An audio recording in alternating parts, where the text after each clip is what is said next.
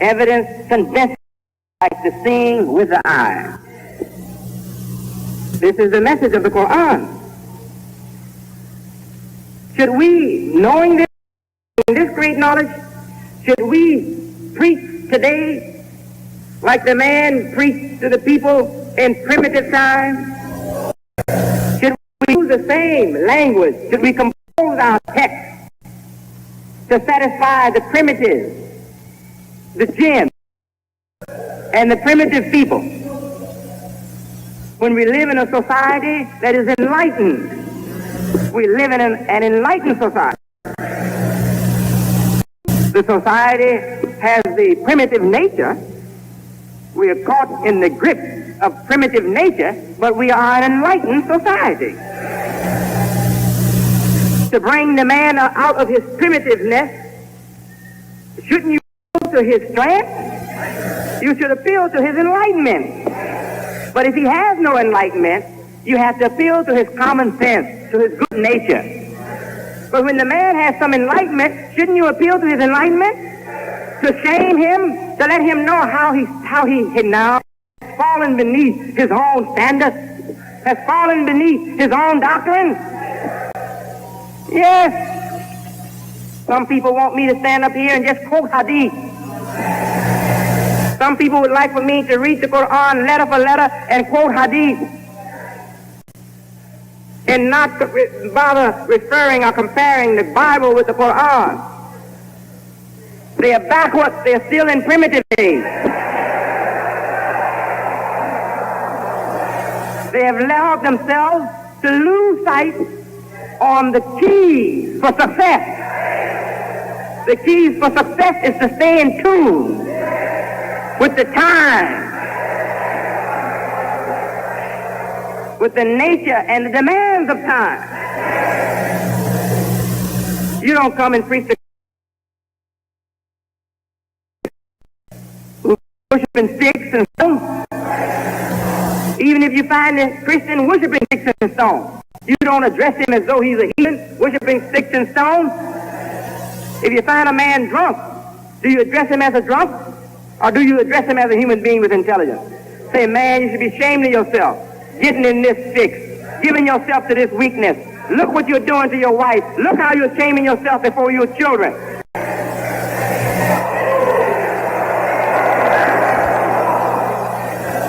We don't apply the same rules of intelligence in religion that we apply in our daily life. No, I'm here to tell you, brother and sister, that much of the Quran is yet to be understood by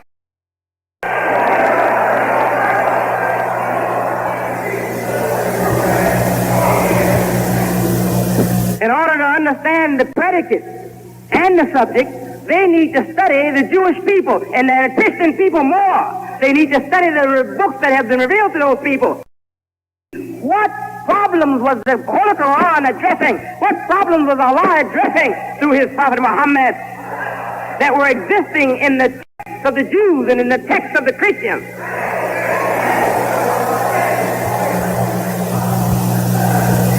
Don't isolate yourself from this world that God was speaking to. God was addressing this whole world. Atheists, Christians, Jews, and whatever they are, Allah addressed the whole world through Prophet Muhammad. And anyone who thinks he can come from Arabia and close his eyes to the whole world and teach us the Quran is a blind fool. He cannot understand the Quran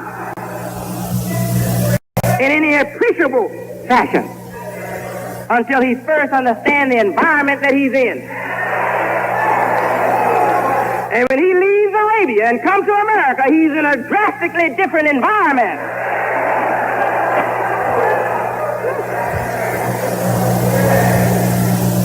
So he should stop worrying about the superficial things, the rituals, the ritualistic things.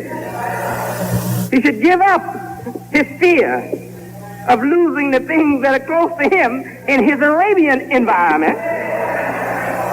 And he should become conscious of the things that have been lost from the Jewish environment, from the Christian environment that God intended for them. And he revealed the Quran to guide us back to the way, not only Muslims, Jews, Christians, all of us.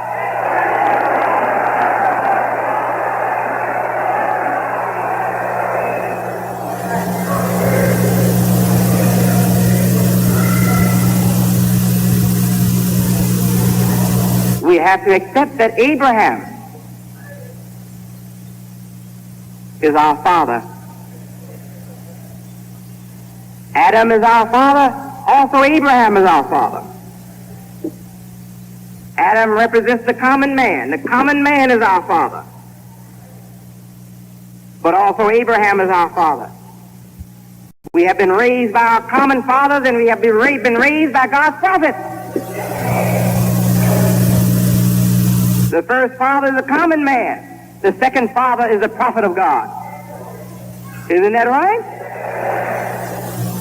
God says of Abraham, Abikum Ibrahim, your father Abraham.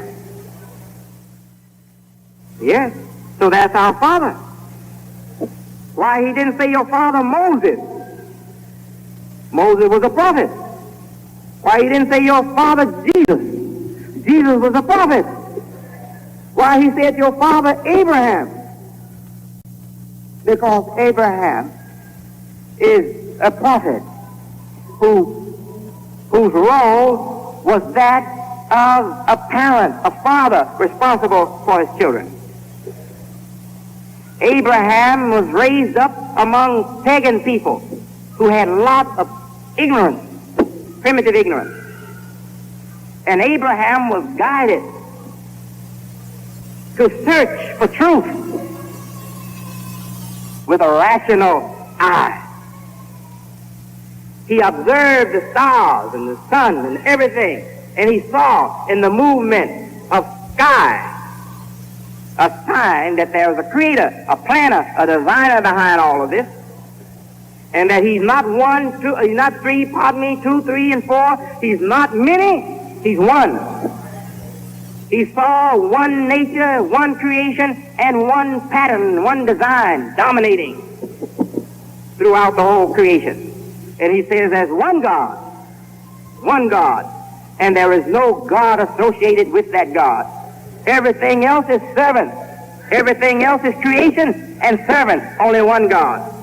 Abraham said that. Then Abraham was moved to even share his own life, the life of his own Lord, to serve people. Abraham is a symbol of charity. He was ready to kill his own son to please God. But God told him that having the desire was the same as effecting it. That he had not, God didn't want him to kill his son. But he had shown faith because he was willing to kill his son. That even his own child could be sacrificed. He was going to please God. So Abraham was moved by two strong influences: the search for truth, rational motivation, and he was moved by faith in God, a faith that did not weaken even when his own child's life was at stake. His faith did not weaken. And God told him to kill the ram, the sheep. Kill the lamb. Let that be the sacrifice. And feed it to the people. So he took one of his lambs and he shared it with his neighbors, with his people, with fellow men. Is that right? So he, instead of killing his son, he practiced charity. He practiced charity. So this brought Abraham to be also the symbol of charity, of charitableness in our religion. He's a great symbol of charity. And he's a symbol of rational searching for truth, and the symbol of strong faith. He's all of these. Is that right? Isn't that in every human being that really loves God sincerely, that really want to be right with God? Aren't those the things that's staring in him, moving him on? A desire to be right by others. Is that right? A desire to be truthful. A desire to be rational and not stupid or silly. We're not satisfied with a religion that's mystified and superstitious. We want reality. The human nature presses us to find the reality, to find the absolute truth, to find truth unveiled, separated from superstition and mystery. Is that right? We are moved like that. Abraham is a symbol of that, the symbol of that thirst for naked truth. He wouldn't accept any superstition. He wouldn't accept half-truths. He wanted the whole truth, the plain, rational truth. What brought him to seek it and not give up? Faith in God. The strength of Abraham was his faith in God. This shows you, brother and sister, what will make the best scientist. The best force to move the scientist to his highest peak, to his greatest glory, is faith in God. Right faith in God will lead you to truth, and you will never give up. You will die on the path of truth. Right faith in Almighty God. Yes, right faith in Almighty God brings out the rational man. Yes, Assalamu alaikum. And that's what I'm saying. The right faith would have prohibited the destruction of Gaza and the ultimate loss of so much lives. But that faith, Iman, Insan, in Allah subhanahu wa ta'ala is also missing. The world are not seeing it. This is a time that one didn't need lectures, long talking, and the world did not see the pain that most of those lectures, if not the majority of those lectures, amplified for years. If you kill a person,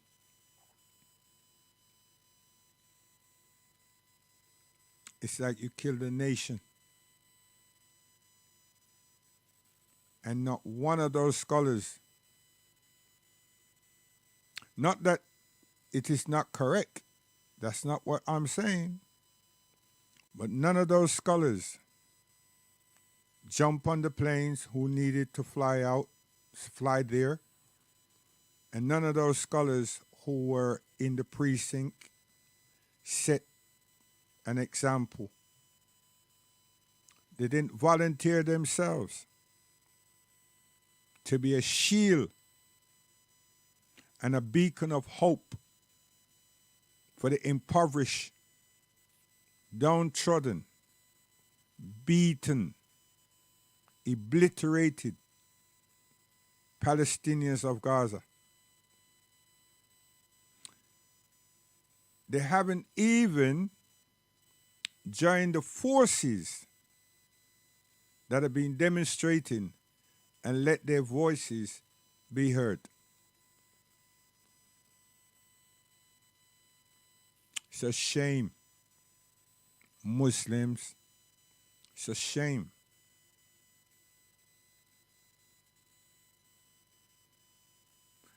And the people that we should have been sharing as Muslims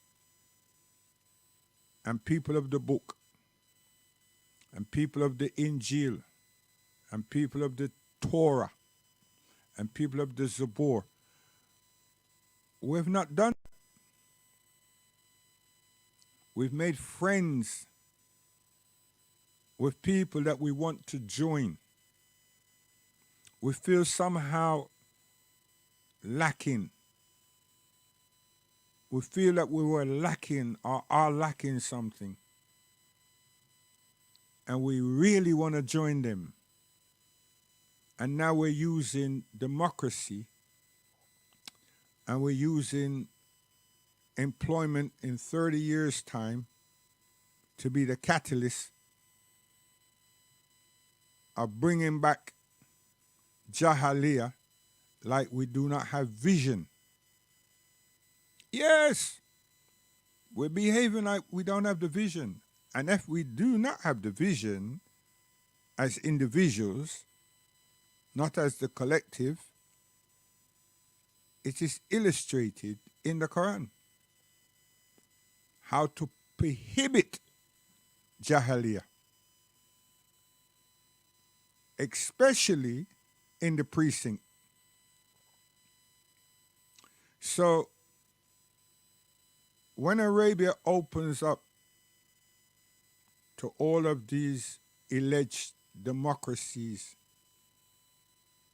it's Jahalia that they're inviting, meaning they've lost hope. They've lost hope in Al-Quran. I want to say they lost hope in Allah subhanahu wa ta'ala, but that's too deep.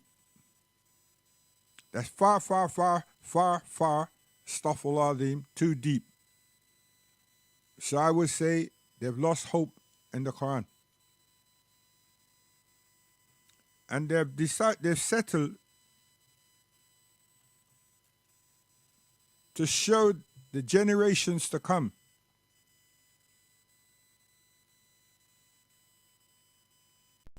that you can survive this way. What they're showing the young people, the generations to come, is that we've tried all this. It was only good for yester-yonders. It's not good for the changing world, the moving world. It was only good for the Prophet's time. That's what they're showing.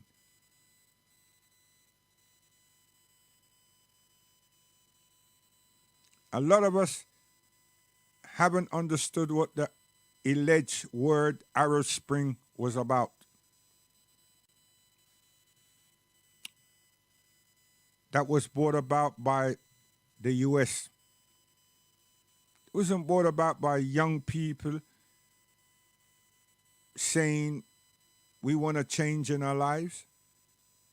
No, it was fueled by BlackBerry and the US educationalists manipulating the best of our students.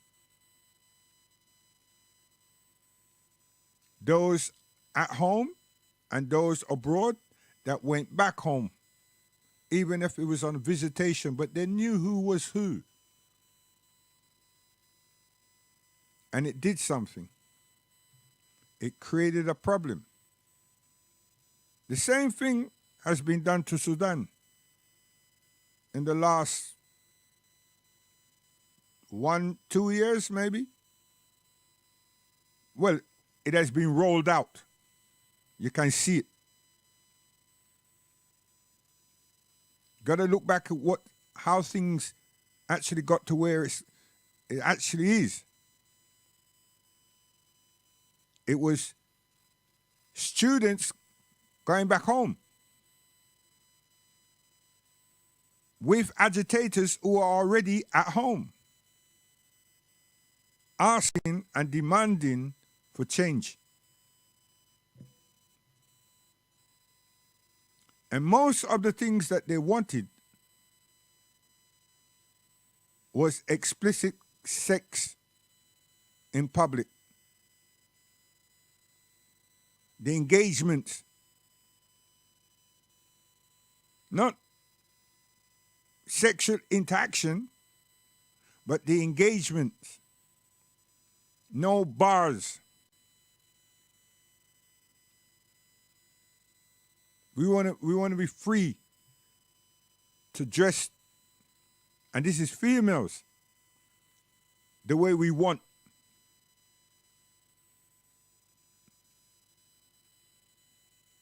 We want to hug up our partners in public.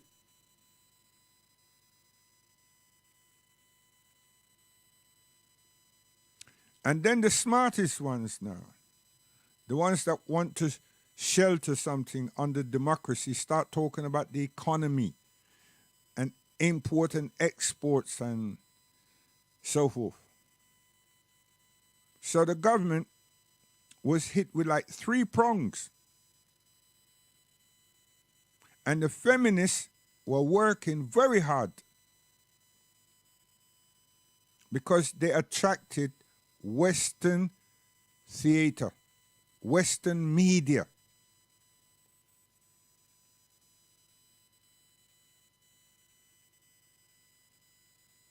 And Sudan became the most coverage situation. Then what was really wanted was happening behind the scene.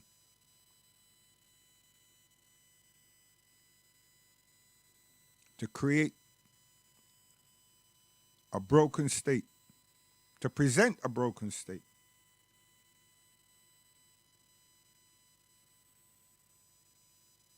And then the trigger was found, and it became a military situation, and they've lost the pledges. And Sudan is an Islamic, not just a Muslim country. So you see how dangerous the Jahalirs are. Because before Trump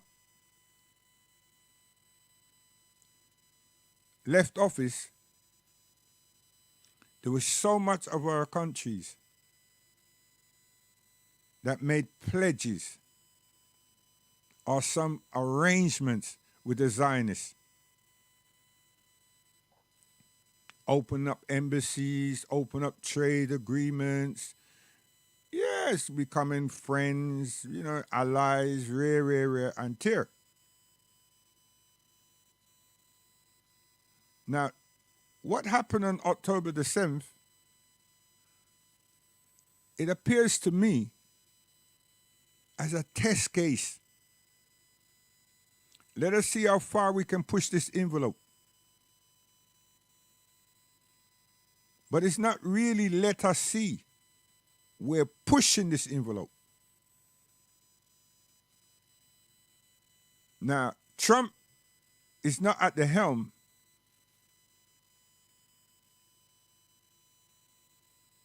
But we're still going to push the envelope. Because we know for certain we'll be supported. No matter how bad it may look, we're going to be supported.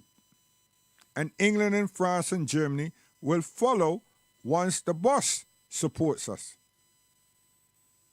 And it's going to be inevitable that the boss will support us, the boss being the US. All these drone stuff, all these Hezbollah stuff, all this Yemen stuff, is to try to show how far they're willing to go to control the East.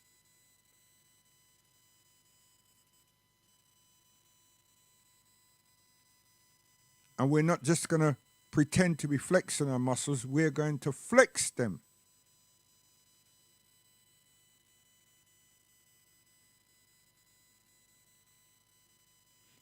And the US is there protecting, defending, making it known that anybody who decides that they're going to get involved, we're there.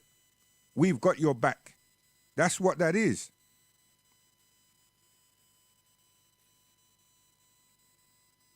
I'm going to be on stage representing you. I'm not going to be at home on the phone. I'm going to be right there. And every now and again, I'll send a warning out. So Iran, who is listening? No one.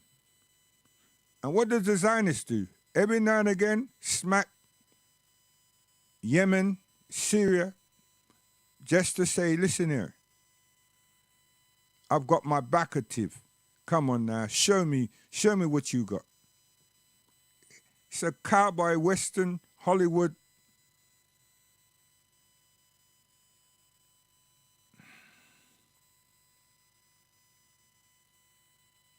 film.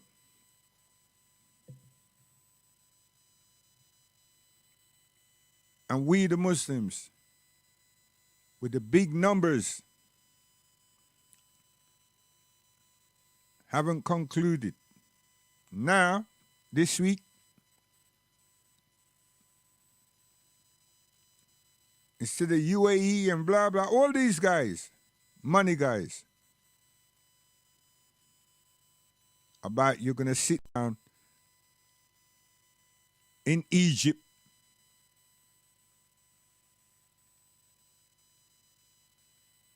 I mean, the majority of all the discussions about the two states formulation, Egypt,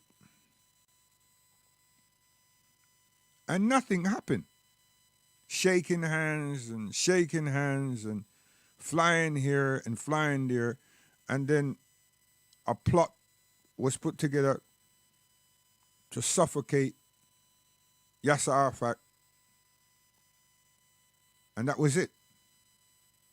Since that happened, everything about projecting Hamas as an evil set of people, blah, blah, blah, terrorists, was done. But Nelson Mandela was projected the same way. The ANC was presented the same way. Remember? And it's only because these are young people who have learnt from all the other intifadas and resistance before them.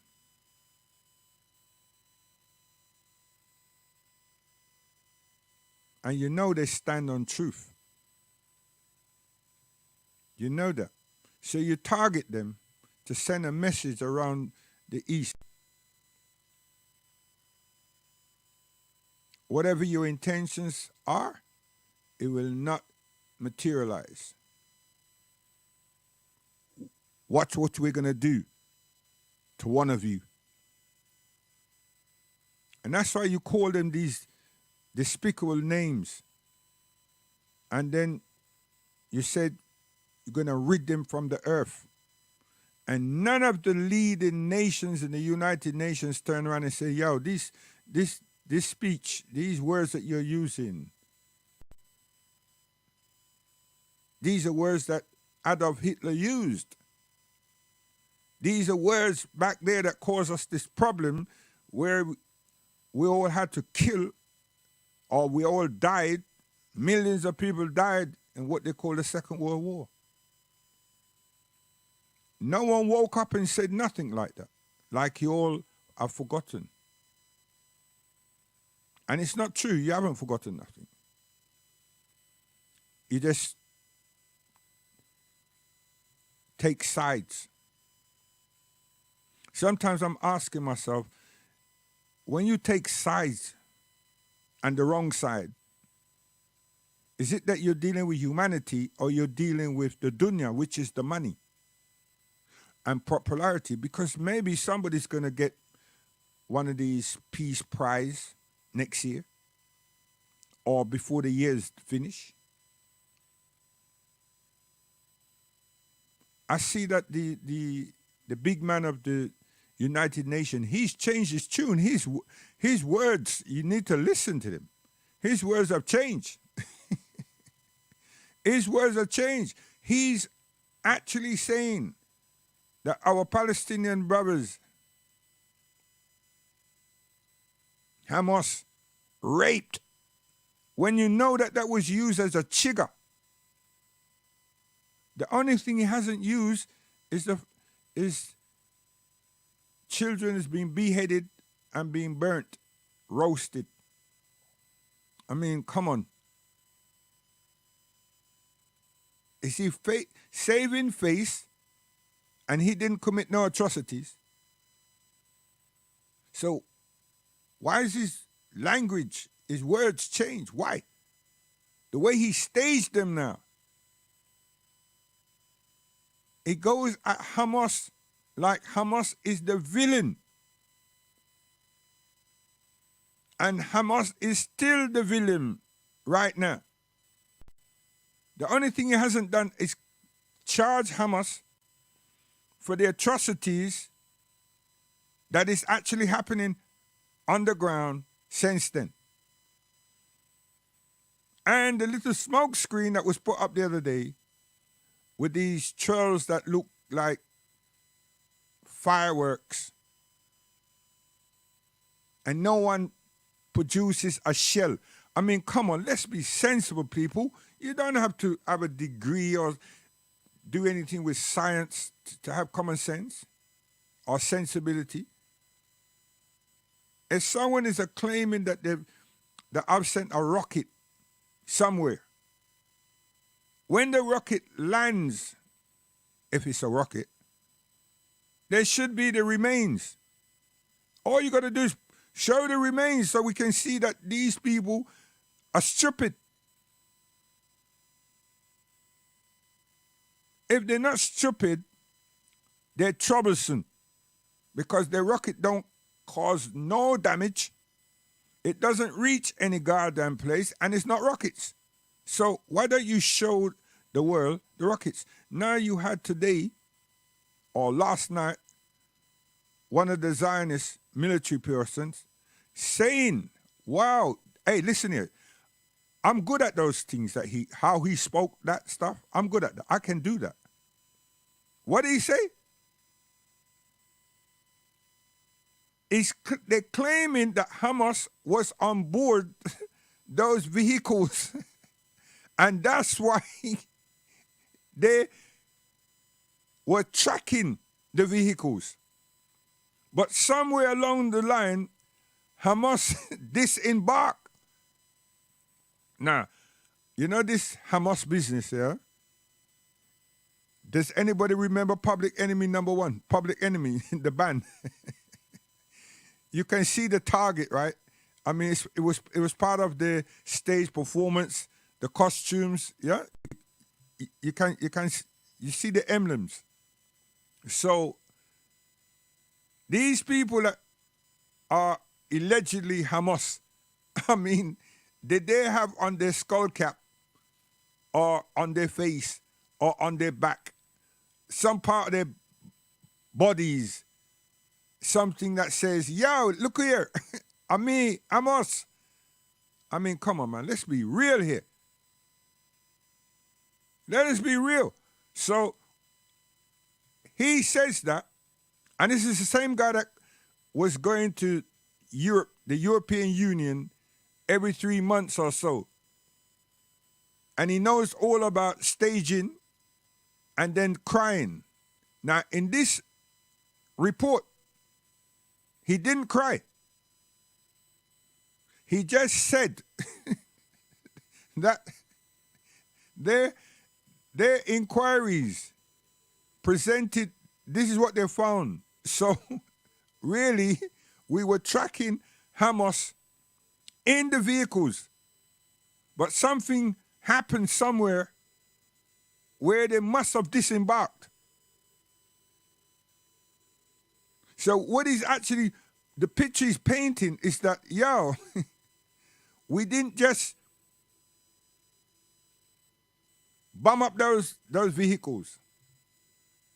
We were tracking Hamas, just like at the hospitals, right? Hamas is in the hospitals, you know, storing away and everything else. And they're human shields. Oh, yeah, the word human shields. I mean, come on, man. I mean, you know, all of us went to school, right? And there were school bullies, but they used to exercise themselves in the playground. They They didn't. Most bullies did not exercise their rights or their actions in the classroom unless it was the class that bully was part of. It wasn't like when we go to a different subject, right? You know what I mean? We split up. But when when it was the form that bully is part of, that's when that bully flex itself and try show the teacher, right, that he or she's in control. Other than that, the bullies usually flex themselves in the playground because they want the whole school to know that they are the leading body in the school. And if there's a rivalry group, they're going to show that rivalry group that they've got more of a following than them, and then they're going to be a faced off at some point. So all that stuff usually happen in the playground, outside of the school in that area. So, and we've all been there. Stop pretending. So these IDF people, they're giving us that kind of rhetoric. And with not blinking too frequent and keeping their eyes focused on some symbol in front of them. So it's meant to present some humility. Stop it, man. Seriously, stop it. And the British and the Americans did not hear from them that we're deeply sorry. They're not hearing that. What they're hearing and what they're going to lead with is the fact that it is because Hamas did something why what happened. So no one is going to say, yo, here what happened. You were given sophisticated equipment from us and logistics from us also. No, they ain't saying that because you know what? They're allies, right? They're friends. And America, the US have got their back, right? And Britain is saying, go on, you have a right to defend yourself and blah, blah, blah, right? Listen to it. Now, back to us now, the Africans. Some of us started out saying that this stuff don't have nothing to do with us. So when you watch this movie here, which is real life, this is not no fictional movie. This real life enacted movie.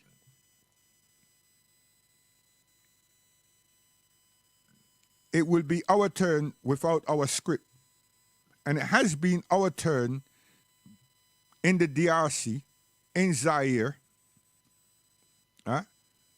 for years. For years. Ask the women. You know what I mean? Everybody's using something to traumatize your thought, so I'm going right there. Because all you got to do is go to Zaire and the Congo and Sierra Leone, even Kenya on the border, and see the different intermixing, interbreeding exchanges. Please have a look. United Nations, UNICEF, they ain't doing nothing. They haven't said nothing. You know why? Because we're Africans. We're Africans. If there is investigation as to what the French soldiers and the UNICEF soldiers have been doing in Africa, it will sicken your stomachs. But because we're Africans, they said, it's the normal run of the mill. Our women don't have value. But we never shouted out, yo, these people are raping our children. They're raping our children and our women. They're killing our men wholesale. We haven't done that. We haven't done that. So I'm saying to those African black people in the diaspora that open up their stupid mouth and say that this thing has nothing to do with us, to hell with those Palestinians, rare, and tear. This stuff has been happening to us for centuries. Now, what is going to prohibit this new movie production from happening to us right now, today? You're being too ignorant. See, racism is what you studied, and you became an apologist for racism when you should have just ignored racism. You know how you can ignore racism? Understand that your mother and father were the protogenes of this planet. But if you don't have that understanding and you think there's an anti-tall man and this and that nonsense, is why you try to fit yourself in somewhere, and at the end of the day, you know you don't fit. So why the hell you keep using the O.J. Simpson tactics that did work? It worked in front of everyone's eyes. Your gloves ain't working though. Unfortunately for us, the gloves that was used by Johnny were black. Yes, it worked. Whether he was guilty or not, the gloves fit. Did they? Look back and find that out. The point I'm making is this. That whole racism dogma have trapped us in the diaspora. We haven't climbed out. We haven't developed ourselves. Even our minds are confused. That's why we go against each other. And we're doing this for the sake of a picture, an alleged photograph, and no one is asking with their own intelligent mind, how on earth did you get a picture, a photograph, a sketch of some alleged person, Isa alayhi salam, Yeshua, and none of his compatriots, his mother, nobody. But yet still, the alleged black man and woman in the diaspora has lapped that up and made the ones at home even work with it. You see how ignorant we are? Because we've allowed racism to dominate our faculties. Yes, it's a subject. It's being used to vilify us, but it's used to mentally entrap us if you don't understand sociology and psychology. That's what it's done. That's like the theory of Darwin, you know what I mean? That there's all these different human species, and black people, African people have lapped that up. Who? The ones in the diaspora. We've lapped that rubbish up. And still are lapping it up today. And then say that we're religious as well. And then I'm asking, if that be the case, how can you believe, or do you believe the Genesis? And there's a pause. Because if you believe the Genesis, then you believe in what is said that how God created man and woman. But since you read it and you don't believe it, you think that there's some other beings, humans on this earth that you're part of, and you want to be part of them, whoever they are. And then you come with a stupid argument about Cain. He was banished from his family. God told Adam to banish him, his father. But then you're saying, well, wait, when Cain left now, where him get woman from and blah, blah, blah. But you're not reading the story. You're not reading the allegory. It's there. He left and was accompanied by his sister. But you're not reading. Why ain't reading? This is not my symposium, you know. It's there in the book. in your book, not in the Quran. So now you come up that there's another set of people. And then you want to say there was two Adams. Come on, people. Seriously. And all of these conversations, what's the conclusion? Black people in the diaspora. What's the conclusion? Including the Garveys and the Pan-Africans and everything. Every goddamn one of you. Astaghfirullah. Every goddamn one of you all. What is the conclusion? When you think that you sort this out and then you go and put Kemet inside of this now. So what's the conclusion? What's the solution? What's the aspiration? Where are you going with this so that we can have a brighter life on this earth? There's none. All you want to do is say that you've won some argument, debate, 1-0, 2-0, 2-1, 3-1, and this nonsense. And all the triggers that you use is coming from the same oppressor. It's coming from the same oppressor. All the triggers that you're using. And Africa is right there. And you just disrespect and disregard us and don't come on home and ask them questions and leave that to die a miserable death and start learning how to live a life. And ask the Almighty to redeem your soul, our souls, so that we can experience the beauty of the continent and engage ourselves with life before we die. Because we're here as human excellence. That's what we're here for. We're not here for misery and suffering and pain. That's what other people inflicts upon us. And once that's happening, do you not realize what happens? It stops us from what some people call progressing.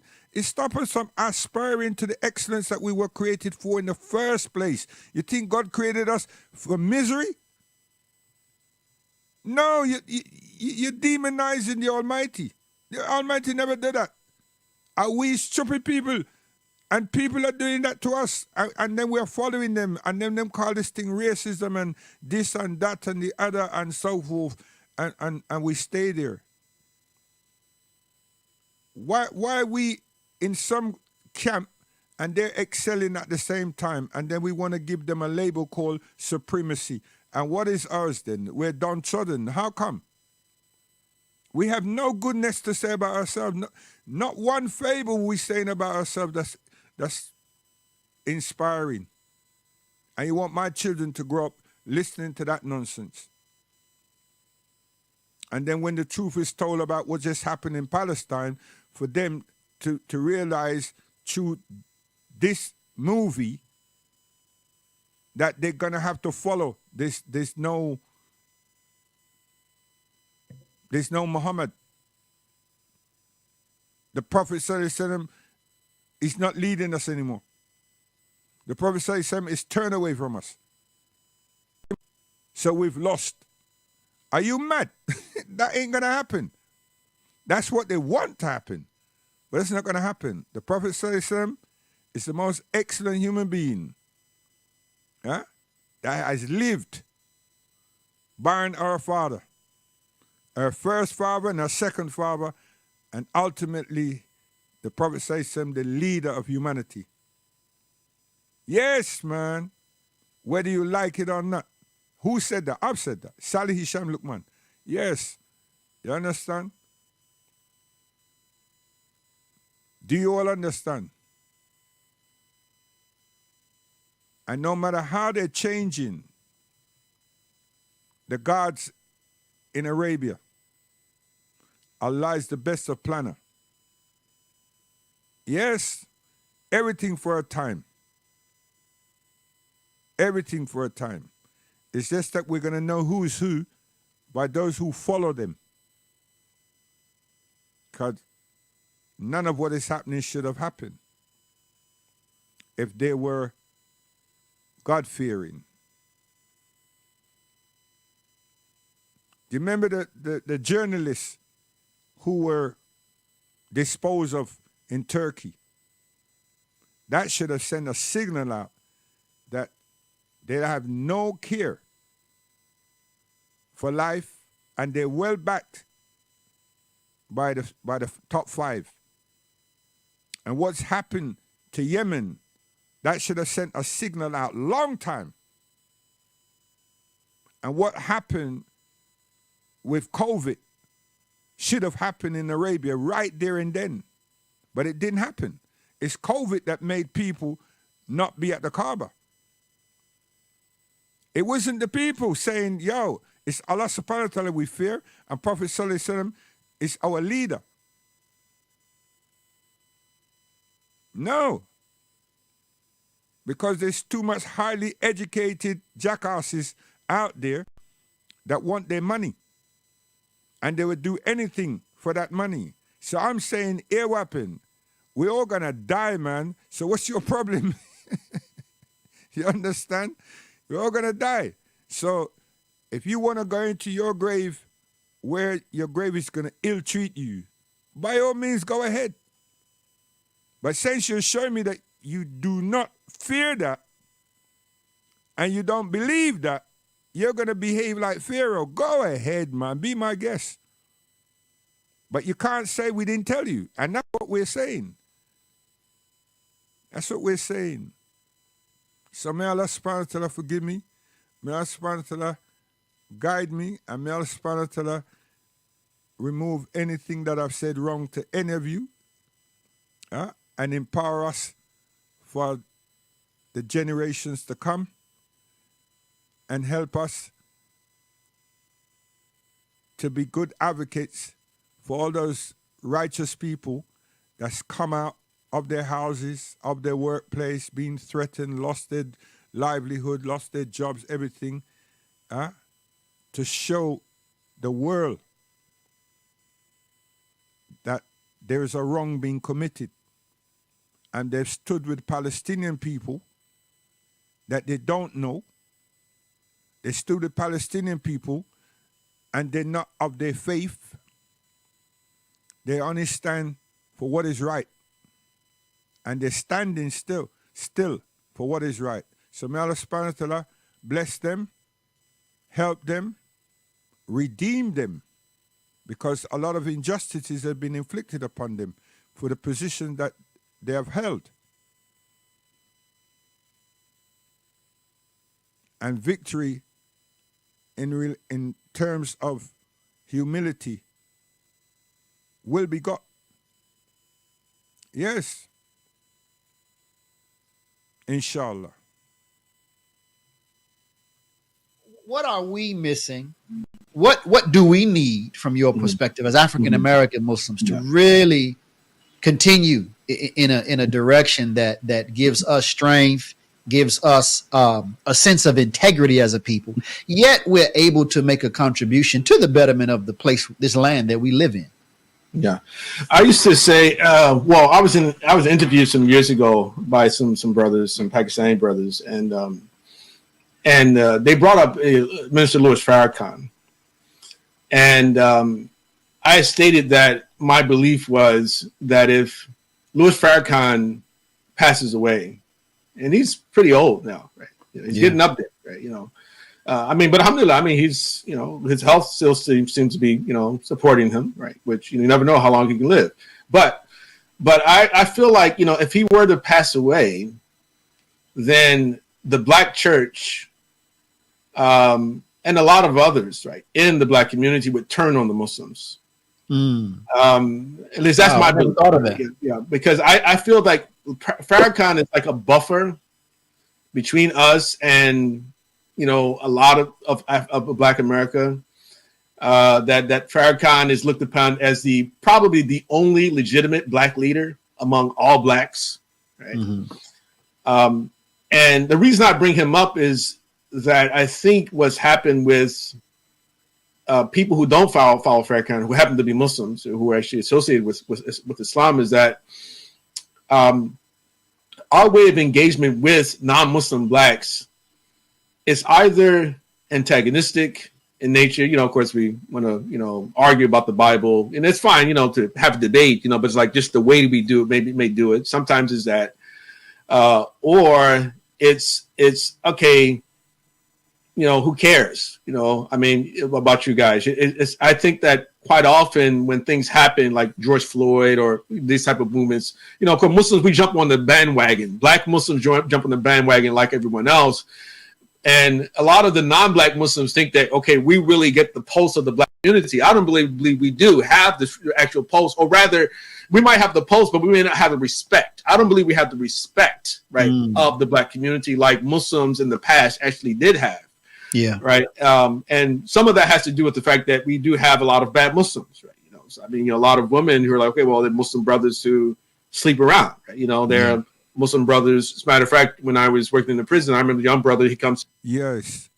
Now, those of you who think that we're skateboarding here, there, and we ain't doing our homework, you're sadly mistaken. And those of you who think that there's just sound bites that we're echoing like an echo chamber and we're gatekeepers, you're wrongly advised, or you're taking a wrong stance. Those of you who think that we're not mentally, through our faculties, liberated, you're so wrong. And those of you who think that we're just followers, you're partially right, but you're absolutely wrong. We follow Allah subhanahu wa ta'ala and his rightly guided messengers. And the most beautiful of them all is Prophet Muhammad, peace and blessing upon him. See? Yes. So anyone that is doubting and thinking that you can use science and technology as a validation stick, you're so wrong, because it's Allah subhanahu wa ta'ala who's created all of it. And the Quran is the most sincere, succinct document on science,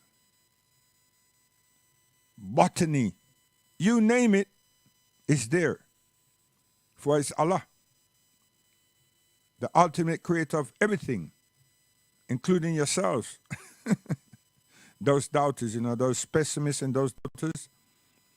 And we will represent ourselves as Africans, but we will not represent ourselves through a racial perspective based on racism and European supremacy.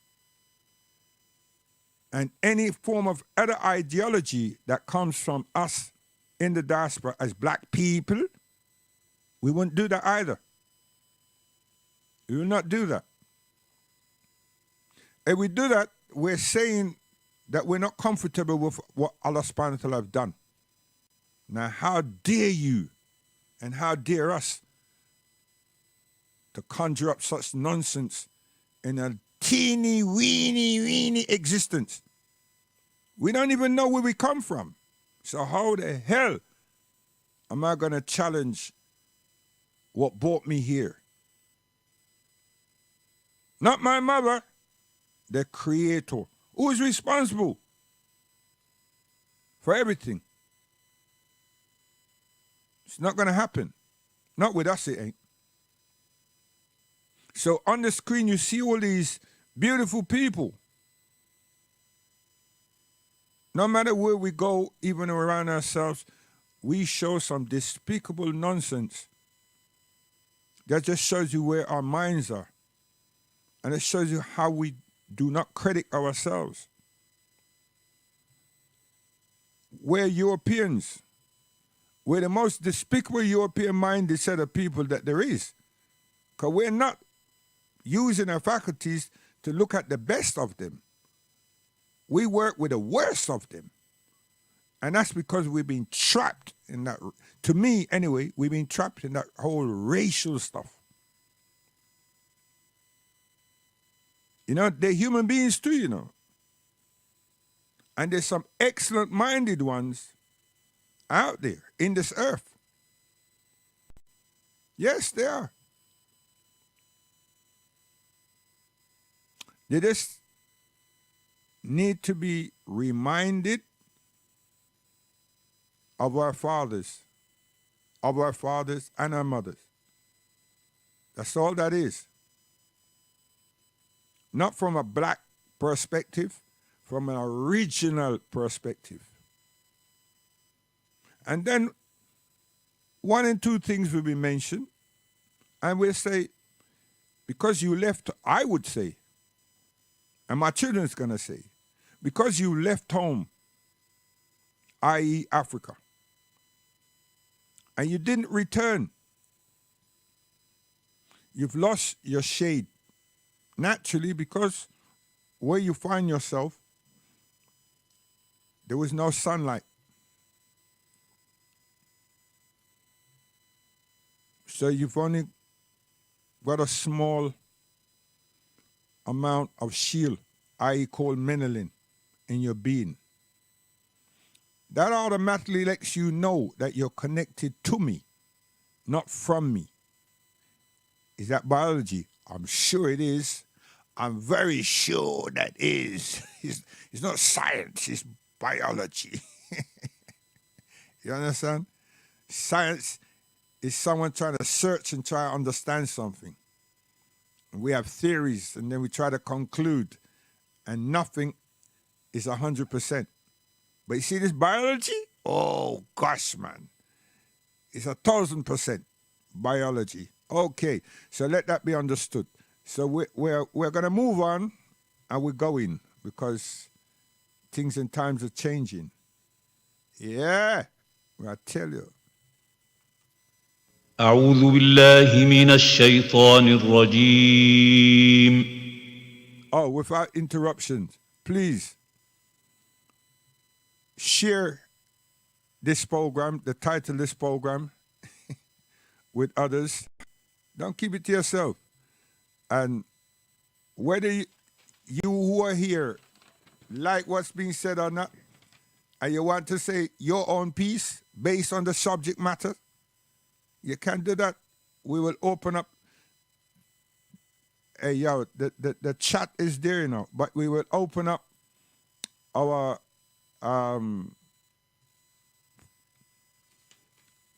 what do you call it? That media platform, something. Not Zoom. It's called Skype. Yeah, all of those things will be there. It's only that people who are talking about Kemet, they're rare. Now we won't be entertaining that. I won't be entertaining that the black man is God and the black woman. No. Them type of conversation we not work with. We're not working with them kind of conversation. Right? We look for solutions to advance our children. We're looking for education and means and purposes for advancement. That whole racism thing, throw it in the dustbin, throw it in the toilet, flush it down. You understand? Let the authors of that work with it. Just like anti-Semitism. You understand? We are the Semites, so why do I have to defend and represent that? And then why should I accept someone accusing me of being anti-Semitic? No. You are the ones them who have infiltrated and have told the world the biggest lies ever. Yes. You understand? My mother, my father, they're Semites. And you're not running, I'm running from that. You have to run from that. You understand? And my grandmother, my great-grandmother, mothers, and my great-grandfathers. So don't let's play around. that in this part of the earth and these families and the brothers you just heard, there's thousands of us. There's not a handful. And we're not looking popularity. You understand? We're not doing that. You can kill one, but nothing go stop. You can arrest 10, nothing go stop. You understand? Because we're not dealing with fame. Nah. we don't want to be part of the pantomime studio. We don't want to be part of the Gillespies. None of them people there. Right? And things that is happening today, right, was due to happen long time. If I'm gonna play a lecture that was given to us in-house by W.D. Muhammad, that what is actually happening, R. Kelly, this, that, and the other, all these things was going to come to bump. Because they were lawless, egomaniacs, and had no purpose as an African. Didn't see no value in themselves, degrade themselves, and degrade us. When people can stand up and watch grown men urinate on little girls, and no one did anything, and when people can stand up and hear people degrading your mothers, and no one do nothing, yo. And then we had the 60s, songs like I'm Black and I'm Beautiful, I'm Black and I'm Proud. Yo, make all of those people cry. You understand? Can you dig it? So, we're not going to be moved. We're not. And no matter how much of us you get rid of, or try to poison, or try to imprison, that stuff ain't work. It's not going to work over here. It's not. You know why that is? Because we've all taken our shahada with Allah subhanahu wa ta'ala. So it's not man, human flesh, that bugs us. No. We passed that now. We're just as naughty as ninjas. You understand? Serious. You ever try to catch us? No. You understand? And when you do catch us, what are you going to do with us? Yeah? You can carry us to court, but you can't sentence us. You know? And what are you going to carry us to court for? Being outright citizens? Being citizens that ain't following the norm, whatever that is? Nah. Not advocate for injustices? There's nothing. There's nothing. We're going to be the peoples, the names that you talked about before, the Mohammedans. Yeah. And that's going to not shake up the West. That's going to shake up Kemet. That's going to shake up Al-Kubaland. That's going to shake up Africa. Trust me. Yeah. I be gone. Yes. A lot of us be gone. But that generation is here already. You understand? So, we be gone. Bismillah. Come in, my brother. أعوذ بالله من الشيطان الرجيم. بسم الله الرحمن الرحيم. الحمد لله رب العالمين. الرحمن الرحيم. مالك يوم الدين. إياك نعبد وإياك نستعين. اهدنا الصراط المستقيم. صراط الذين أنعمت عليهم غير المغضوب عليهم ولا الضالين.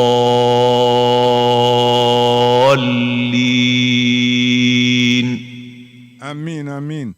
Yes, so I'm telling you, minus, yeah. We have intention, and we have good intention, with serious intention, but we're not triggered, and we're not nervous and scared by any flesh, skin, and bone. No. Mm-mm. You understand? Ultimately, all of us will die. You see? But it's the contributions that we make before then, and do we die a good death? You understand? So we understand that, so we're not afraid of it. And a good death is when our bodies are reached that stage where it can't go no more because it's predetermined, not where someone is trying to take us out. No. That's terrible.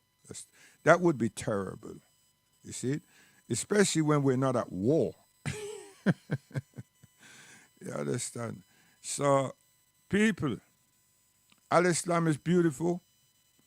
Al-Islam will remain beautiful. And Al-Islam will not leave this earth until Allah subhanahu wa ta'ala roll up this earth like a scroll. You understand? And no matter who is advocating, projecting, don't bother with them. The Quran and the Sunnah, the life of Muhammad sallallahu alaihi wasallam, is the key. You understand? Because we human beings, we can gloss things.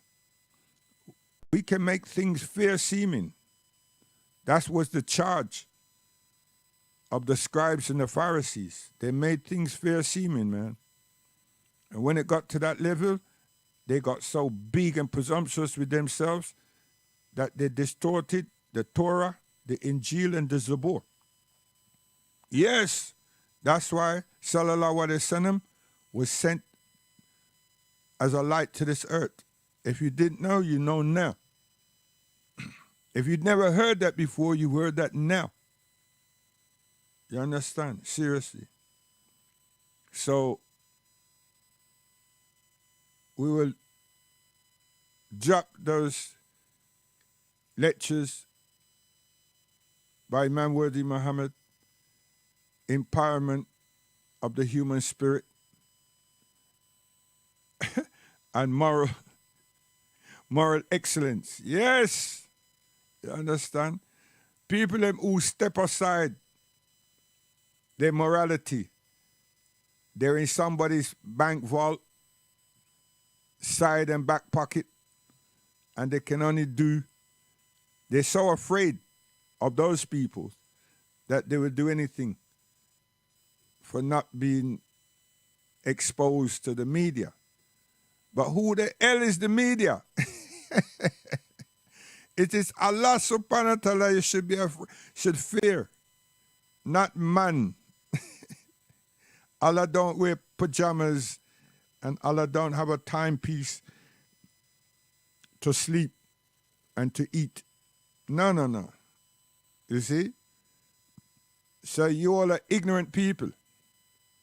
So someone has got you trapped because you have not adhered to your moral strength and you're lacking moral consciousness. So we will try and teach those around us, our families, moral excellence from an Islamic perspective, not from a human perspective. No! What the hell do we know? We know nothing, right? So we will start with, we have started with empowering the human spirit. Yes, empowering the human spirit. See, we don't go up supernatural, going up in the clouds, trying to make people understand that we have an insight. No, that's wrong. That mysticism is the downfall of us, right? You understand? That's so toxic. It leaves us on the earth, and we haven't achieved and contributed anything but waste garbage, right? We haven't. You understand? What is the intellect all about?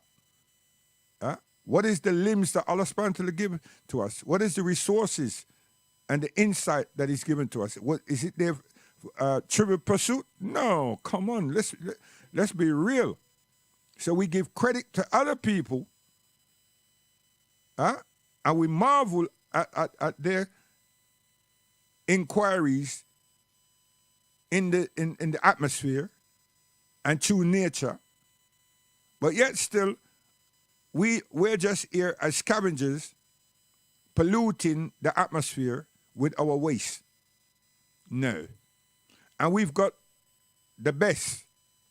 There's none other. There's no competition. Nothing can compete with Al Quran. Nothing. So if we fully agree and understand and appreciate that, excellence is with us. And we should be imparting excellence the way we conduct our affairs. So that other human beings who haven't come into the acknowledgement of Allah subhanahu wa ta'ala in relation to the Quran, and the Prophet says send them contributions and leadership, they will see that through the excellence of our souls, through our mouth, our souls, our spirit. Yes, this is a different day and time. That other conversations leads nowhere. But it does. It leaves you stagnant. It leaves you stagnant. And what do you do? What's the solution? There's none. Because we're not working on human excellence. We're not working on the empowerment of the human spirit. When you do things like that, you're bringing people with you. And not with me. You're bringing people closer to the acknowledgement of Allah subhanahu wa ta'ala. You're bringing people closer to the understanding and to appreciate the leadership of Rasulullah sallallahu alaihi wasallam on this earth. That's what it is. It's not about fame and fortune for me or anyone who aspires to teach the Quran and the Sunnah of the Prophet sallallahu alaihi wasallam with that capacity, within that space and understanding, with that mental understanding, using their faculty true and right. But if it's backed by money, fame and fortune, Hollywood and these things, no, it will not accomplish it. It will not accomplish it. Egomaniacs. There's too much lecturers and the students are not passing no exams. Too much lecturers and the students are not passing no exams. Most of the students, they seem to have a chip on their shoulders of something, and they challenge the society, and they challenge the government, and then they finish up working for the government and distracting the same generation that they're part of, and they ain't contributing nothing to this earth. Nothing to society, nothing to their cultures. That's what's been happening. And look at Gaza now. So much lecturers. And now they want to become like Christians, predicting this and predicting that. Who told you that? Where do you all get these predictions from? And none of the predictions are how to be excellent human beings on this earth to overcome evil. Hey. Salam alaikum. بسم الله الرحمن الرحيم والتين والزيتون وطور سينين وهذا البلد الأمين لقد خلقنا الإنسان في أحسن تقويم ثم رددناه أسفل سافلين إلا الذين آمنوا وعملوا الصالحات الصالحات فلهم أجر غير ممنون فما يكذبك بعد بالدين أليس الله بأحكم الحاكمين. Sadaqallah Azim. Yes, so we will touch you up. And Ramadan is coming to a close. We could be, or should be, we could be celebrating our Eid tomorrow, God willing. So we'll let you know what Ramadan, not what is actually done, but how it was for me. I'm in the pursuit of medication, just like thousands, millions maybe. And we had to restructure, organize our timekeeping in relation to that, to be observant. Alhamdulillah, using our faculties, and then Allah subhanahu wa ta'ala make our structure, our bodies react in accordance. So people, we have obligations, we have limitations, we have aspirations, and we have desires. But we also have the mind to reflect. We have the minds to reflect. And we have conscience. We have conscience. But when we're triggered to see ourselves in a state of competition, then our egos get in the way because we're combating something that we shouldn't be combating. No. How dare us? Right? Until we've been assaulted, there's no need for combat. Until we've been abused, there's no need to combat. So we were doing what we're meant to be doing correctly, as it's been illustrated and implemented by the Prophet ﷺ. Our obligation was to be excellent human beings. Yes. Yes, that's it. That's how beautiful Al-Islam really is. That's how beautiful the guidance and the leadership of the Prophet ﷺ actually is. Not because he's not here, he's not leading us. Are you mad? But that conjunction is for those who do not reflect, but they reflect on their personality. They reflect on their aspirations, their desires.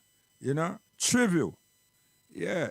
So Islam and Muslim should not be embracing oppression. No. And that's what's been happening. So reflect and ask ourselves. And those who can't understand, even though you look like me and you classify yourself as Africans, why there's so much Africans on your screen? What is it you're doing? Are you foolish? Seriously. Huh? When you look at even Islamic channels, we're there now where it's charitable stuff, you know, Senegal and Sierra Leone needing water and so forth. We're there. That's it.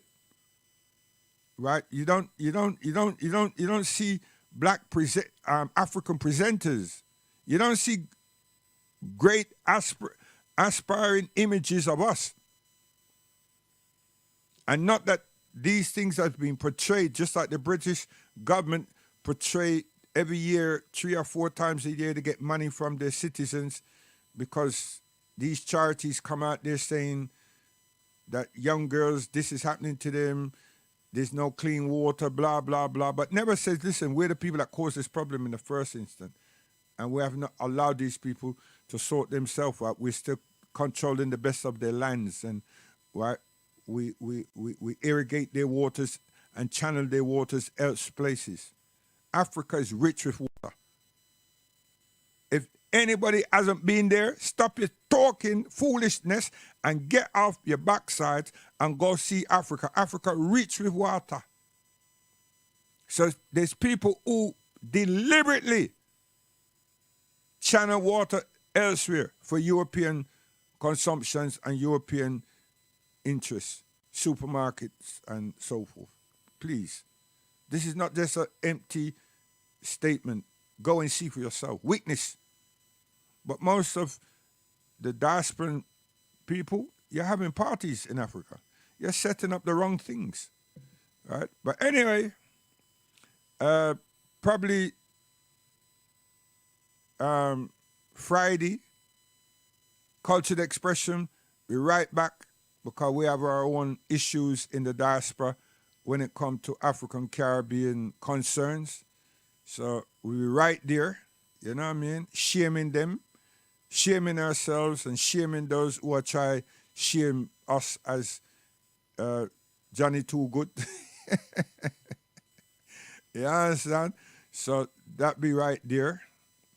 And we will find a Pacific slot for everybody, somebody, anybody throughout the week, so that this program will be regularly coming through.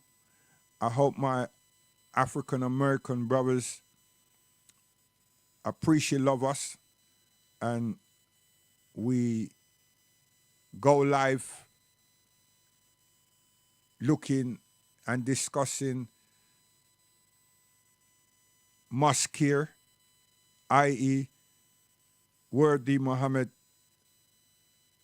contributions to us as human beings, African human beings, children of the slaves in the West. Assalamu alaikum rahmatullahi wa barakatuh. Oh yeah, Abdullah is not being demoted, but you see that but? My mother always tell me, but is a conjunction. But we just had to give him a rest and see what is actually taking place in Egypt, because Abdullah is on the mission of making the world recognize what is actually happening, and we're dealing with truth and rights, and Abdullah is truth, right? He live it. You know what I mean? He's a Palestinian living it, right? So he's not been demoted or anything. Assalamu alaikum. Oh, these are our shining armors in Africa, man. You understand? These are Muslims, right? Sisters, brothers, the whole family. You understand? That's what you're seeing there. We have to represent ourselves to the best of our ability. You understand? Seriously. Right? And we're not followers. We're only followers of the Prophet and of Allah subhanahu wa ta'ala. Right? We're well read, and we're not spooky. Assalamu alaikum.